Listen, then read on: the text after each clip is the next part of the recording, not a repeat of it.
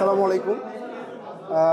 আজকে নেগোসিয়েশন নিয়ে আমাদের যে আলোচনা হলো, সো নেগোসিয়েশন পুরো পার্টটাই আমার কাছে নতুন মনে হচ্ছিল। তো আজকে নেগোসিয়েশনের এই ক্লাসটা এবং এই নেগোসিয়েশন এই প্র্যাকটিক্যালি করার পরে মানে আমার কাছে খুব ভালো লাগতেছে। কারণ নেগোসিয়েশন বিষয়টা আসলে এতটা ডিপলি এভাবে আলোচনা হয় এটা আসলে জানতাম না, কারণ আমি টোটালি এটার বাইরে ছিলাম।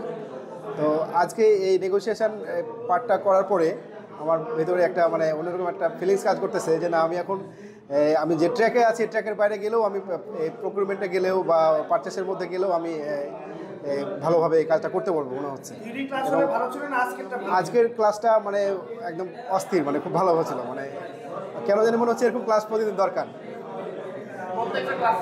স্যার আজকে আমরা শিখলাম হচ্ছে আমরা প্রথমে একটা বিজনেস যদি স্টার্ট করতে যাই বা একটা প্রোডাক্ট যদি সেল করতে যাই, সেটা হচ্ছে আমি কত সেল করব, এখানে আমার রেভিনিউ কত থাকবে এইগুলা। তারপরে একটা প্রোডাক্ট যদি ম্যানুফ্যাকচারিং করতে যাই, তাহলে এখানে হচ্ছে আমার র ম্যাটেরিয়াল কী টাইপের র ম্যাটেরিয়াল লাগবে, কোনটার পার্সেন্টেজ কতটুকু লাগবে, এইগুলো অ্যাকুমুলেট করে কোনটা যদি গ্রামে থাকে সেটাকে কেজিতে কনভার্ট করা, বা পার কেজির প্রাইস একটা আমরা নির্ধারণ করা যে পার প্রাইস আমি এত করে কিনবো, আমি এত করে সেল করব।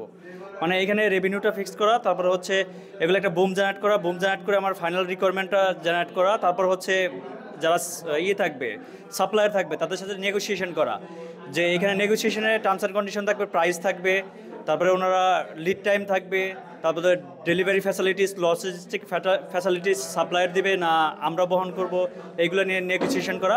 ওভারঅল হচ্ছে সব কস্ট মিলিয়ে একটা প্রোডাক্ট সেল করলে কত আমার রেভিনিউ থাকতেছে, আমার প্রফিট কত থাকতেছে, এইগুলো জানা আর কি। এটাই স্যার।